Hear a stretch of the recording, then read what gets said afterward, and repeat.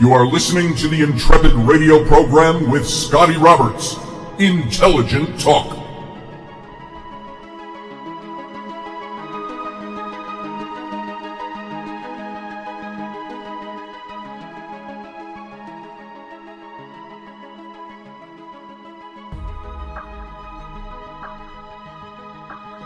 Well, happy Thursday evening, folks. We've made it almost to the end of the week. How about that? This is Scotty Roberts. You're listening to my program, the Intrepid radio program, right here on the Odyssey Radio Network. For those of you not here already, that's ODYSY1.com. You can see all the goodness that is Odyssey Radio and find out all the different outlets where you can hear this show, from internet outlets to terrestrial radio stations. You can also join my YouTube channel, where you can see the simulcast video of this program, and that's over at youtube.com/Mr. Scotty Roberts. And you get to join all the other Intrepid family members over there in the live chat room during the show and discuss the topic, plus lots of other things. Somehow we got on, I used the phrase scrotal fortitude the other day, and that has now become it seems a tag for this show, something scrotal, anything scrotalization-wise. So get your scrotal fortification together as we dig into a little bit more history on establishing the source of monotheism in Judeo-Christianity, and then, of course, how it played out into Christianity. And this is all under that big umbrella where we started talking about an overview of Christianity as compared to paganism. And so we want to see how these things are incompatible or how they are compatible.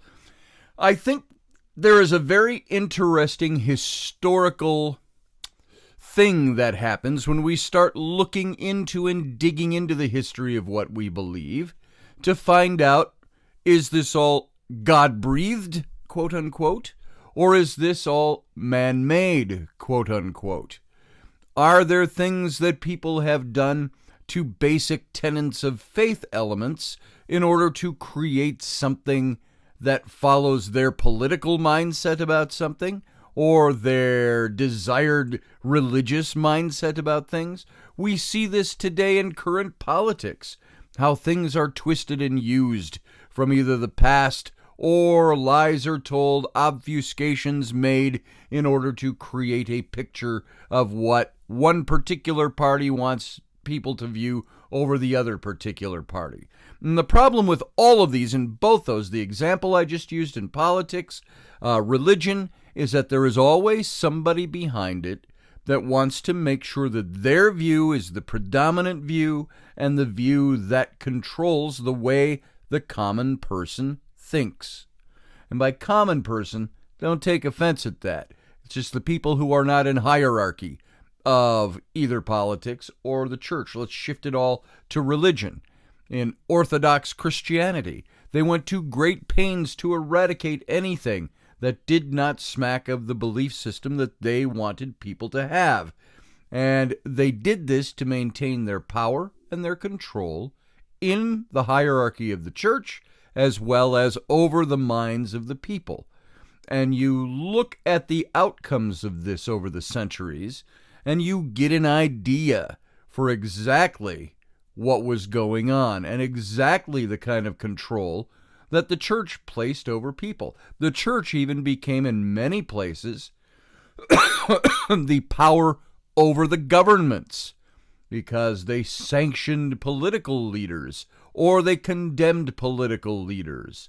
You look at even Henry VIII, no matter what you think of the travesties of what he did, the absolute absurd heinousness of his acts in executing wives and things like that. You know why he did that? It was because he was striving so hard to get the church to sanction his divorce, and the church would not. Because the church said this is the way you are to do if you are to be in the fold and not an excommunique of the church. And that's eventually why Henry VIII founded the Episcopal Church, the Church of England, was because he wanted leaders in the church that would sanction his actions. That's how important this became, and it was like this all through the centuries. So now I've been going through some of the historical material of the Old Testament to show how the Old Testament thinking of monotheism became part of the new Christian era. And as Christianity evolved over the first 200 to 300 years, how they found ways to separate it from the Gnostic mysticism that existed, and the polytheism that existed. If you look all through the Old Testament, you'll find that the story of the Jewish people, of the people of God, God's children, the Jews whom he was focused on, and accordingly, at that time, you were only in the favor of God if you became a Jew and followed the system of sacrifice and so on. This was a very myopic view, saying anybody of any religion, of any faith, of any culture needed to come into this fold in order to be right with the one and the only God. And so we've been covering how the writings themselves have reflected this Deuteronomist view, this view that God is the only God, and God should be the only God to be followed. Even in the Ten Commandments, the first command says, "Thou shalt love the Lord thy God with all thy heart, all thy mind, all thy strength, and you shall have no other gods before him." Now, was it speaking figuratively about gods? All these other gods that people worship. Were they saying that those gods existed and that you weren't to follow them, or were they just denouncing them all as false? I think the latter is the truth in that. And so everything that was created up until that point was something that was pushing the monotheism. And so I'm going to kind of pick up where we left off here a little bit about this whole Deuteronomistic, if that's even a word, view of all these things. I went through yesterday some of the books of the Bible, the sections of the Old Testament that were written. And remember, they weren't all written at the same time, but they were all rewritten post-Babylonian captivity, which took place in 586 BC, and after about 100 years, the people were sent back home. I don't think it was even 100 years. They took them off into slavery, into Babylon, and they released them. And they went back to their homeland in Israel, and they rebuilt the temple, and then the 72 rabbis within 100 years of that went to Ptolemy II, the Greek pharaoh of Egypt, and asked permission to go to the Library of Alexandria to look up all the old books and combine them with their oral traditions and rewrite the Old Testament scriptures. So, and of course, I don't think they referred to them as the Old Testament, but to rewrite the Jewish scriptures. And what they ended up with was the Septuagint, which we've mentioned before, which was the language of the day, Hellenized world. Even the fact that you had a Greek pharaoh of Egypt tells you something about the structure of the world post-Alexander the Great. And these people went in, and the language of commerce, the common language throughout the known world was Hellenistic. It was Greek. And so they wrote the Septuagint in Greek. And that Septuagint is basically the same document you have when you pick up a current-day Bible and look at the Old Testament. It's the Septuagint translated into English or whatever language you're looking at. Now, in talking about all this stuff, about how the Bible was rewritten, yeah, I think it was. I think the major rewriting was during the Septuagint. This is where you had these 72 Jewish rabbis who acted as scribes and translated and found all the documentation, took their oral traditions and created the new version of what is now the Old Testament into the Septuagint. And this is where I think you saw a lot of things that were rewritten in order to be able to present the point of view that the Jewish hierarchy wanted the people to have. That was this Deuteronomistic view. The Deuteronomists, the one God, the Jehovah only, Yahweh only movement that existed. There are scholars out there, and I don't agree with all of them, but Deaver is one of them. historian. He was of the opinion that most of the Pentateuch, the first 5 books of the Bible attributed to Moses, are non-historical. And he notes that all responsible archaeologists have given up hope of recovering any context that would make Abraham, Isaac, or Jacob credible historical figures. And the same can be said of Moses and the Exodus. This is what Deaver puts forward.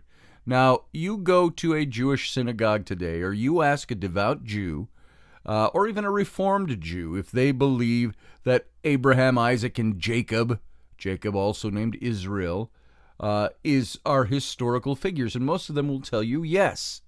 But the question is, were they created figures? Were they like, if you remember again, I'll mention it again, my series on King David, a real person, a real king who unified all the clans and tribes and little city-states in the region of what is now Israel into the kingdom of Israel. He was a real guy. There's no real contesting of that anymore. What is at question is, was he a created hero? Was he really the guy that we see in the pages of Scripture? And that's what I went through in that whole series, the apologetics behind King David. And remember, the subtitle for all that was King David, the real-life story of an invented hero. And so he was a real guy who they invented the history around him. Or they morphed the history, edited the history, to make him look better than he was.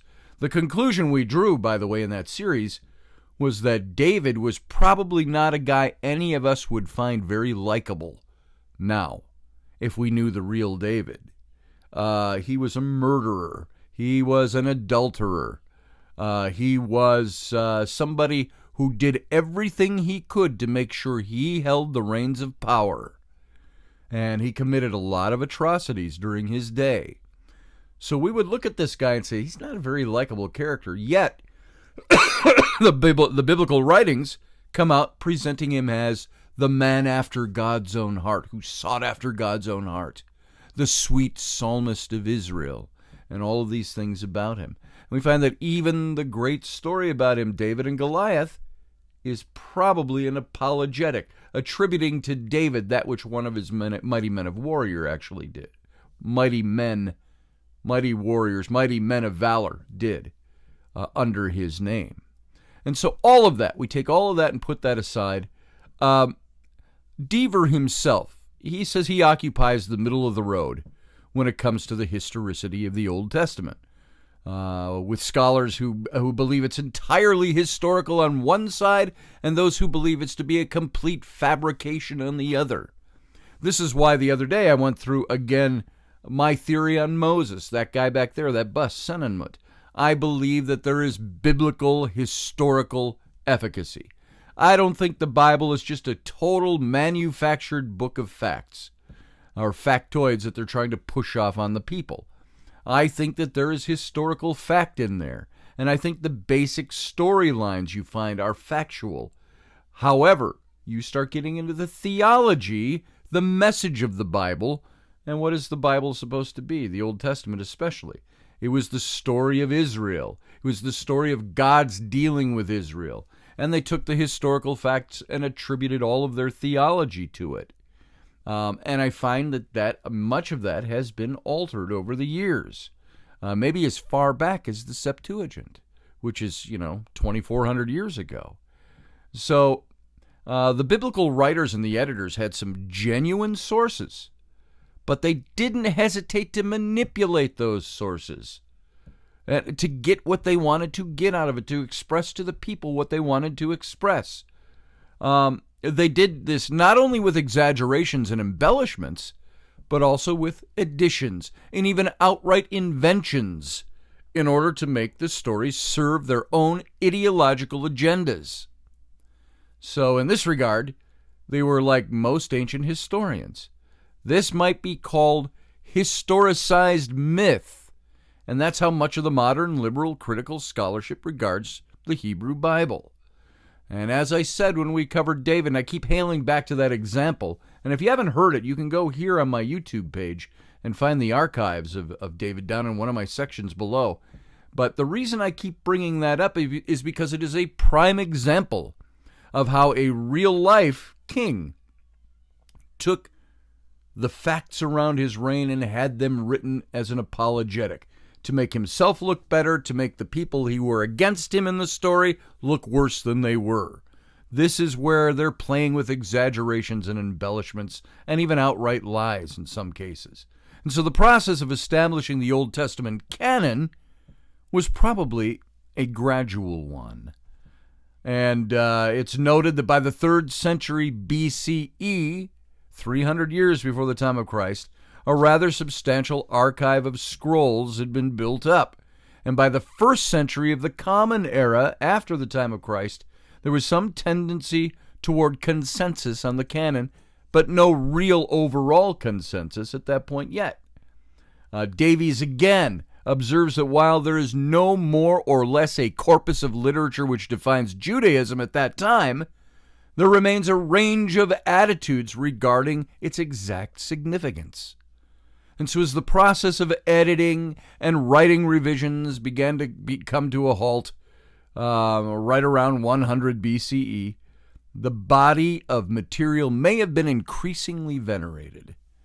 As Davies himself skeptically puts it, the ideological triumph of the Bible story is to convince that what is new is actually very old. And what is old contains truth, and the older, the truer. And some groups began to read the literature for devotional purposes.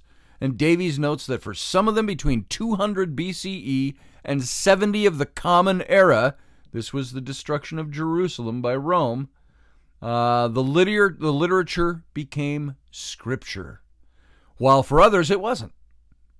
And however, after this time, though, and the rededication of the temple by the Maccabees, before about 100 years before the time of Jesus, the writings were fixed, and they became treated as the canon of Scripture for the Jewish people. So it's noted that as the Old Testament canon was being set, monotheism became the yardstick of belief. The biblical canon could adopt only what was compatible with the Yahweh alone idea, and everything else was transformed in the process of revision, or it was completely thrown out. Does that sound familiar? This is what happened in the 2nd century to the 3rd century AD, CE. Is the Orthodox Church began to throw out that which was incompatible with what they decided the church was going to teach. Of course, the collections and the collectors didn't include the material in praise of competing deities and their patrons and their personnel. The Yahweh alone bias can be misleading, since although the cult of Yahweh is the principal concern of the Old Testament, it may not have been the principal religious concern of the Israelites. So Deaver again echoed these sentiments when he said that the Old Testament does not show a picture of what Israelite religion truly was, but of what they believed it should have been. And it almost totally ignores private and family religion, women's cults, folk religion, and indeed the religious practices of the majority of people in ancient Israel and Judah. He further states that religious ideal espoused in the Old Testament is one thing, while the actual practice was a completely other thing, reflecting this popular religion that we'd scarcely even know or recognize, apart from the accidents of archaeological preservation and discovery. So what you've got, if you look at the picture of the Old Testament, God dealing with his people and the prophets of God, who were Deuteronomists and pushing the monotheistic worship of Jehovah, that these were and by the way, almost ignoring Elohim, because Elohim was a different God of the Jews. They had to find a way to converge and merge those two gods, those two individual characters. But you find that through the whole Old Testament and through the whole state of existence of the state of Israel, that you had the prophets constantly condemning the people for falling back into their polytheism, their worship of other gods. And then there was punishment and restoration, repentance and restoration, then the cycle would begin all over again. And this is what you saw. And this is how, in the updated versions, as you started reaching toward the 1st century BCE, you find that what is established is this Deuteronomist, monotheistic view of Jehovah, and the whole history of Israel being written as if that was the way it really was all through time, from Abraham onward, and it really isn't. It is said that, and I don't have the information in front of me, but they mention that Abraham, the father of the Jewish nation, of the Israelites, that he came out of Ur of the Chaldees, and that he was the son of one of the high priests in Ur, at the big ziggurat that they've uncovered that's been there forever. It's like a big pyramid, and that this is the center of worship when Abraham was called out by the one singular God, Jehovah, or Elohim at that time. So here's some questions I want you to think about and I want you to ask yourself.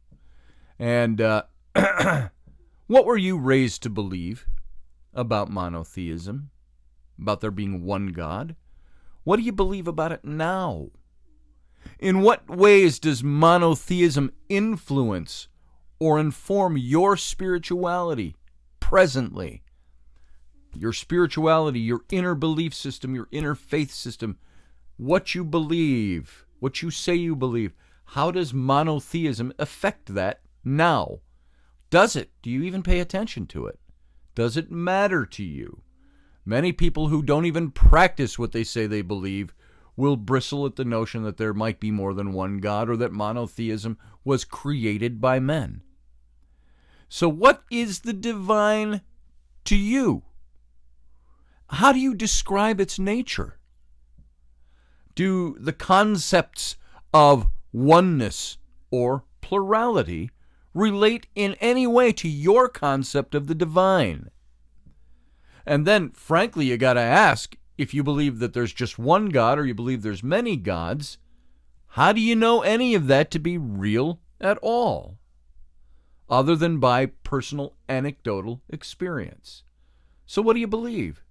Do you agree or disagree with the findings of the scholars and the archaeologists about the writing of the Old Testament, the development of the system of monotheism? Were these things changed over the years? The fact that all the documents prior to the Babylonian captivity were gone until they went to the Library of Alexandria and spent years reconstructing the Old Testament scripture for two reasons. One, to reestablish the history of Israel in writing, and to bolster the faithful Jews. So, what do you find most interesting about the findings of these archaeologists, these anthropologists? What do you find the most unsettling about all of this stuff? Do these findings have anything to add to an interspiritual discussion? Or do those writings establish for you the fact that there can be no discussion? So, if these findings were to become the accepted view among practicing Jews and Christians today concerning the development of monotheism, what impact do you think they would have on religion, if any? Or does personal belief always seem to trump historical fact? Would they have any impact on you and your religious beliefs? If so, what? So if you're going to explain monotheistic religion in Western religion to someone, how would you describe it and its origins, the origin of one God? How would you explain its impact on Christianity, the new sect of Judaism that rose up in the 1st century? Do you think Christianity is dependent on a monotheistic view of the divine? Do you, yes or no? And why not? Why or why not? In what ways would Christianity change if it were not wholly dependent on a monotheistic point of view? So we're going to get into monotheism and interspirituality in the next segment. So sit there for 2 minutes, and we'll be right back.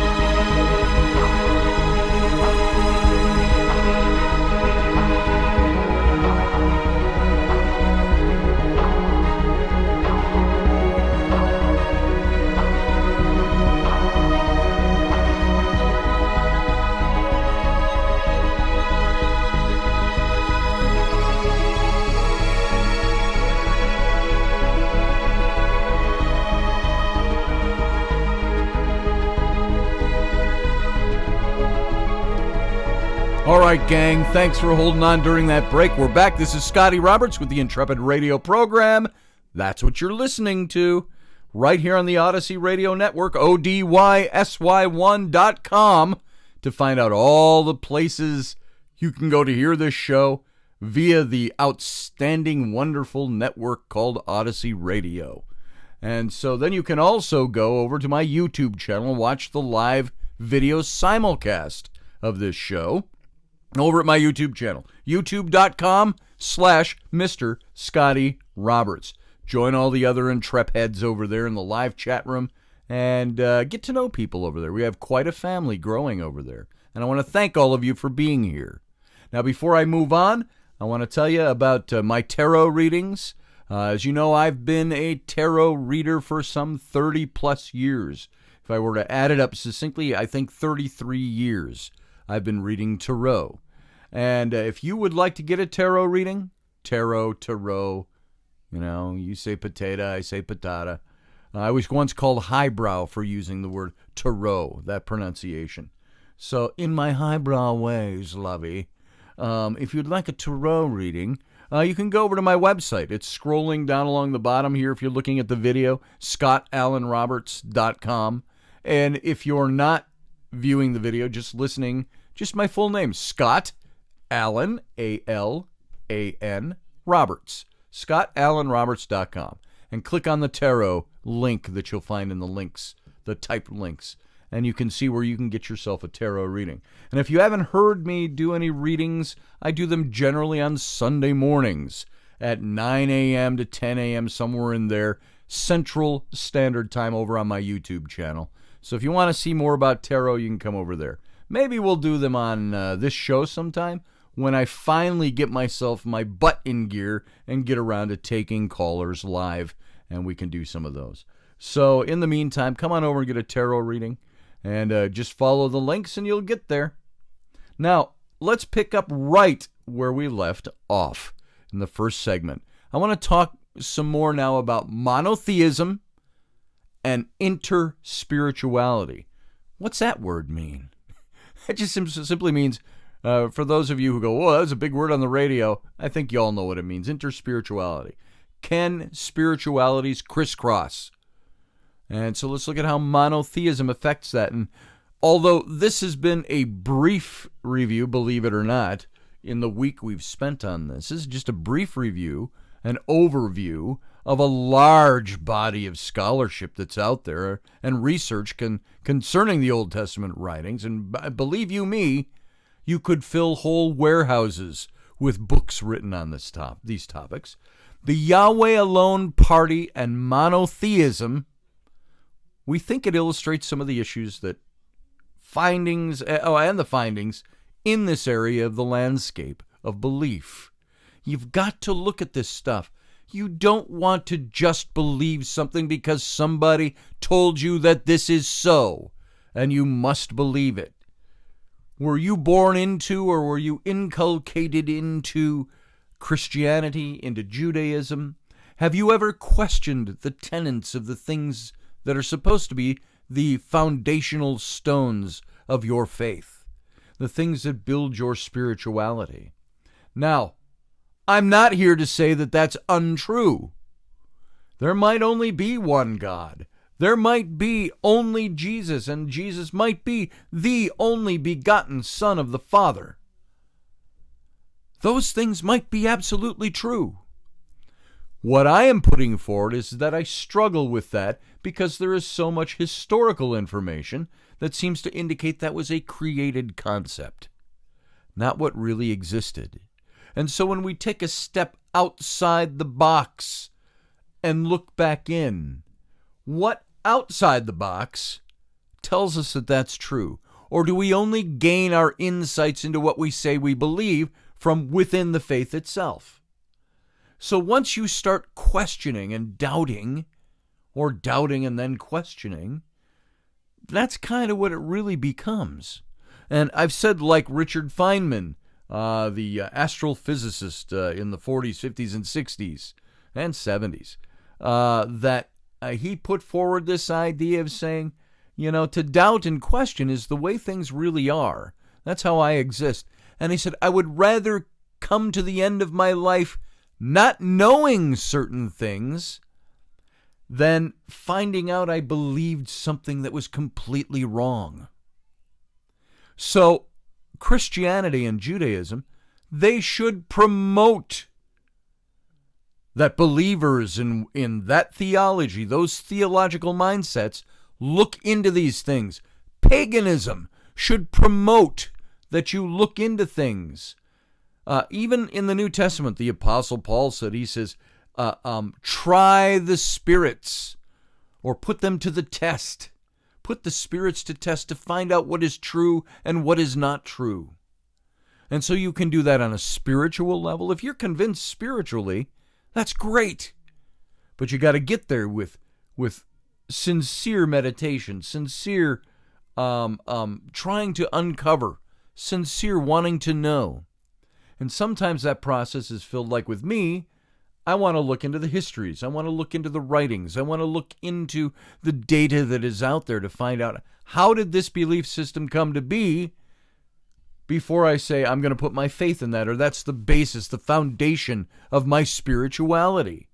So what if you are already inculcated into a certain belief system, and you are already a firm believer of those things, when you start to discover that, wait a minute, all those things I was told to believe spiritually were man-made. Or they're the basis of edits of old scriptures.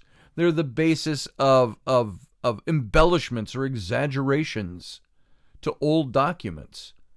And then you say, do I just believe what I believe spiritually because there's a set of old documents? What is it that makes you believe what you believe? Do you have a real spiritual connection to that? Is it a belief of the heart? If you believe that Jesus is the Son of God and you are a born-again Christian, do you believe that with all your heart? How unshakable is your faith, other than just being belligerent about it? Well, this is what I believe, and so this is what I'm going to believe, blah. Or can you say, this is how I know? These are my experiences. Do your experiences trump history, or edits, or changes, or the hierarchy of religious systems? That's what you've got to ask yourself. So, the Yahweh alone party we were talking about, and monotheism, are things that scholarship shows were created by men. So rather than having sprung up fully formed, biblical scholarship tells us that monotheism was a religious belief structure that developed over time. It evolved. It was not presented as being so. Even from the earliest stories, the Genesis story, the account of the Garden of Eden, God was Elohim, the plural name for God. God, Elohim, referred to himself in the plural. Not just a representation or a speaking of a multitude of majesty and power, but let us stop the humans from also eating of the tree of life, and so on. The humans have become just like us. Who's he talking to when he says that? The other Elohim. So, we kind of established along the way here, defining beliefs as ideas that a person holds to be true.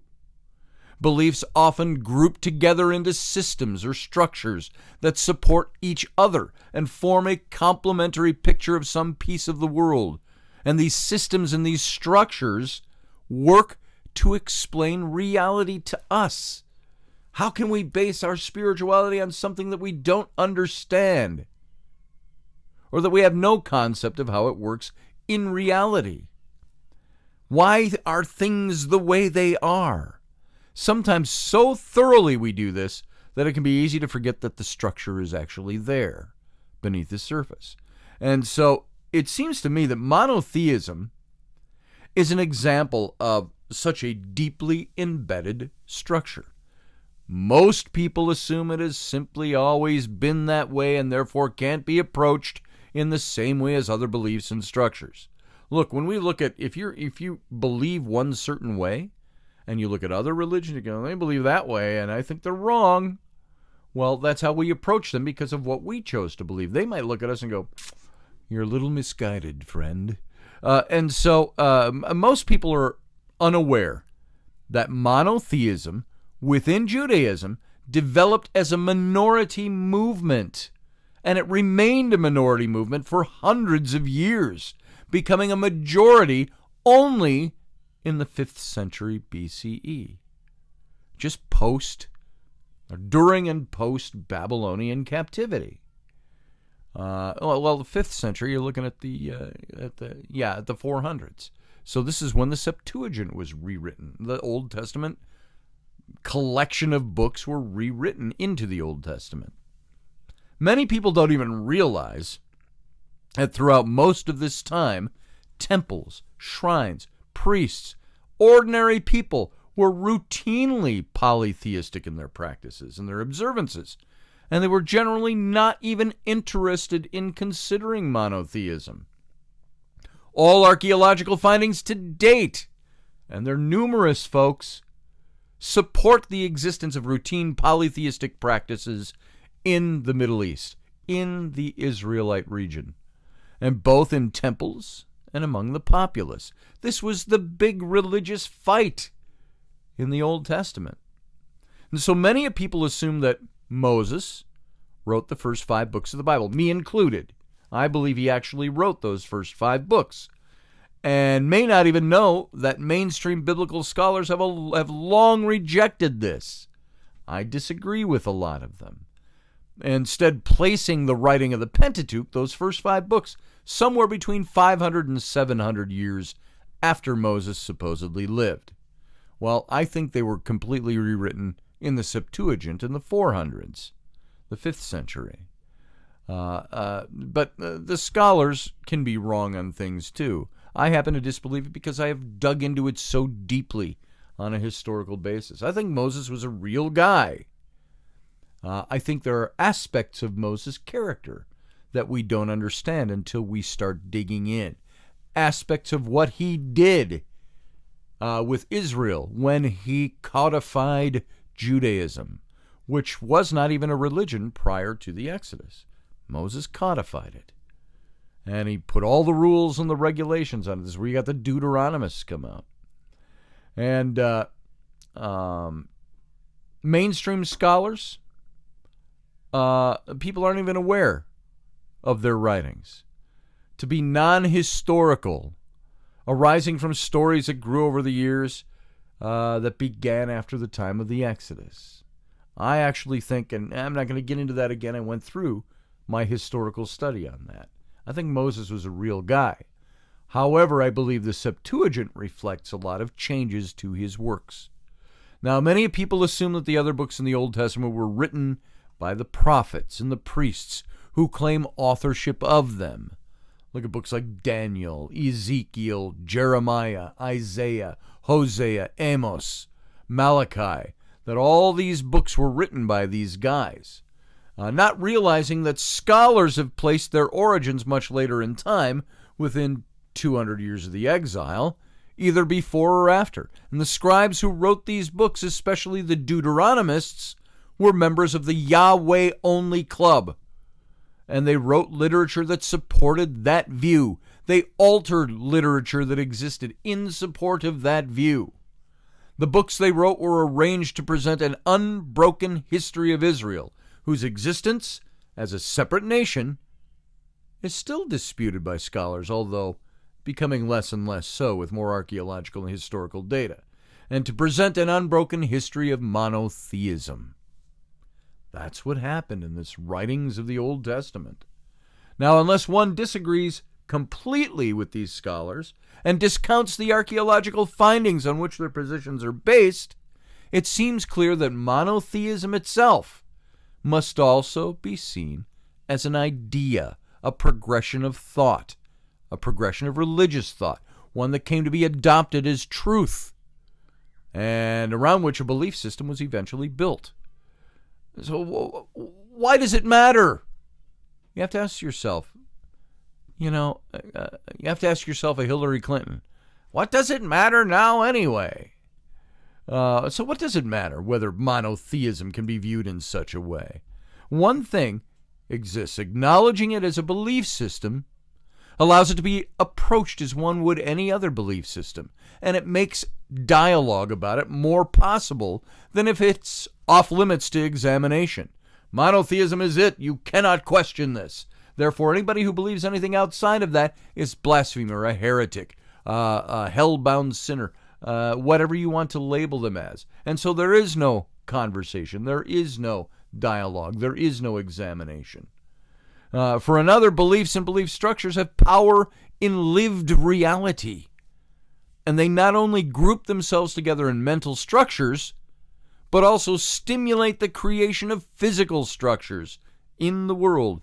Institutions, buildings, court systems, corporations, all these reflect the underlying beliefs and values of the culture. Same with monotheism. So while looking deeply at deeply embedded beliefs and the structures that come along with them can be a real challenge, and it's actually not an unfamiliar activity in our current society, and probably isn't for you as well. Many people are expected to innovate, to improve, to invent, to find new cures, explore scientific limits, go smaller, faster, further in computer technology, try out new systems in business, apply different theories in medicine or education, find new ways to relate within relationships, male and female relationships, male and female places in society. All of these things evolve. We've put thought into all of these, and each of these activities challenges the status quo and what's been believed up to this point and what could be believed is possible. Each new advance or invention destroys what was previously believed to be a boundary, and it creates a new outer limit. We keep expanding the outer boundaries. This is what humanity does. We expand, or we contract, or we stay stagnant, or we grow. And each new advance or invention destroys what was previously believed. It requires a certain fearlessness in regard to questions and the capacity to process whatever answers or further questions are raised. It also requires in us the ability to stand outside of the idea just a bit, like I said, get outside the box and appreciate that while ideas and beliefs may describe some of the pieces of our realities, reality is still something beyond the simple idea or notion or hypothesis. The belief about it does not capture reality. Get that? A belief about something does not capture the reality. It does not contain the reality or reduce reality to itself. And this is a problem that we have when it comes to monotheism, when it comes to things that we choose to believe. Now, speaking of paganism, most pagans approach ideas about God in the same manner. They tend to believe that every belief, every idea can be examined respectfully or thoughtfully. Now, here I'm talking about honest pagans, because I've also run across pagans that are vehemently, diametrically opposed to monotheism in Christianity or Judaism. And many of those are the transplants who come in and want nothing to do with that, and so they tend to label it as something that's bad. And the people who believe it as some people who are bad. Now, where did that come from?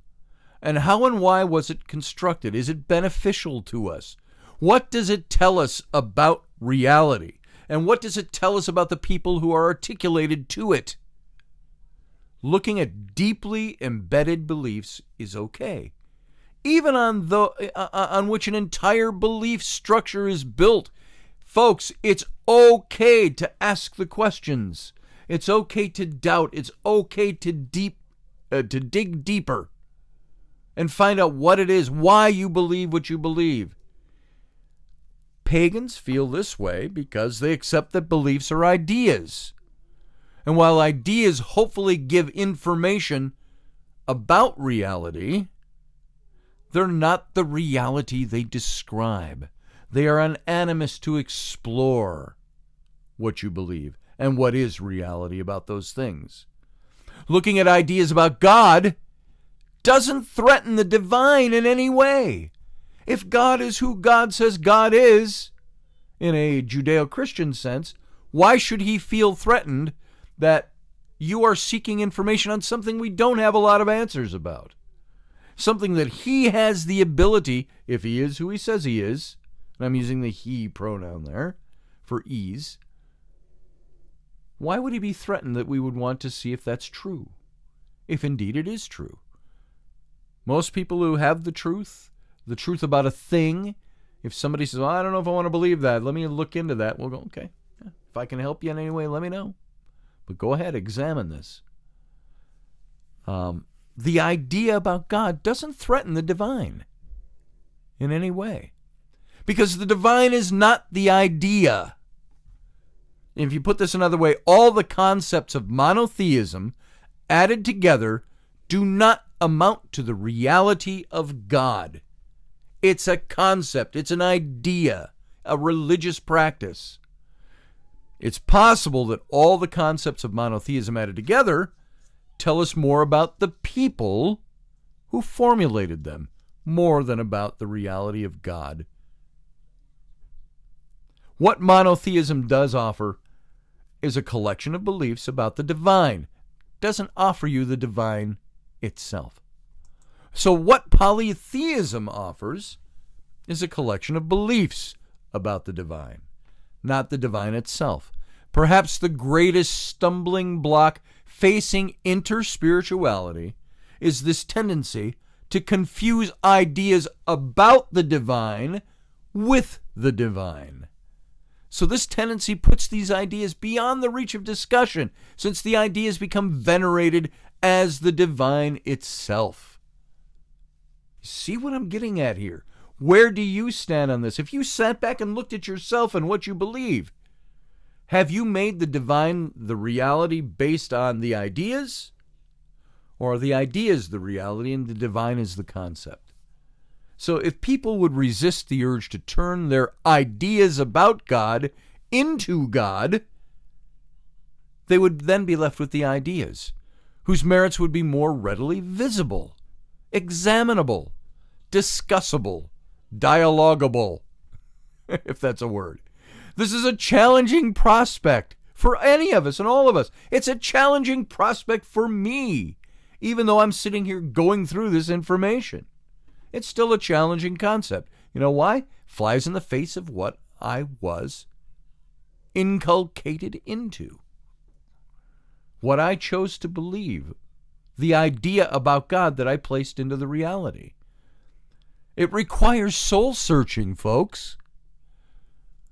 It's soul-searching work for everyone, anybody who wants to ask the question. And you know what? I got to tell you this. There are some people that go, well, I don't question those things. I just go. I go with the flow. It's not a big important thing to me. Well, so be it.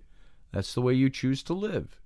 But once these things start to get revealed to you, you are without excuse to examine them further. You can't just keep believing something, even though you might be right. You can't just keep believing something once you know that there is more to look at about the ideas that you bring to the table and accept as reality. So, in my opinion, this is all an effort that can't be avoided in today's world if you hope for a sustainable and a peaceful future. I'm talking more social there. Destructive beliefs don't hurt the divine, but they can hurt you, me, the world around us. Did the Inquisition bring peace and harmony, love and interworking? Or did it bring destruction, atrocity, murder, heinous activity? That's because they held the idea of God to be the reality of God. So, destructive beliefs don't hurt the world, but they can hurt us. And they already have hurt the world desperately up to this point. Look at Islamic radical terrorism. Now, a lot of that's political. But look at some of those who hold to certain belief systems as the only reality, and what the outcome should be to the infidels who do not believe the way they do. That's what the Inquisition was. That's what a lot of Christianity does. That's what the Westboro Baptist Church does. So, if they haven't hurt you or someone you love personally yet, the unpleasant truth is that they probably will someday. You have the right to believe and be responsible to insist that the beliefs you adopt, including those about the divine, whether polytheistic or monotheistic, be healthy and beneficial. And we're going to talk more about that next time. So, folks, we're at the end of the time, almost right up against it. Thanks for being here. I'm going to take a 23-hour break. We'll be back tomorrow. Think about these things. See you later.